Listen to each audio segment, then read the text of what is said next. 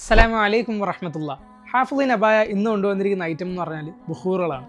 അലിഫ് ബ്രാൻഡിൻ്റെ കീഴിൽ വരുന്ന രണ്ട് ഐറ്റംസ്, ഉഊദ് ദിർഹവും ഉഊദ് തജ്വീയും. അപ്പോൾ നമുക്കിതൊന്ന് പുകച്ചു നോക്കാം.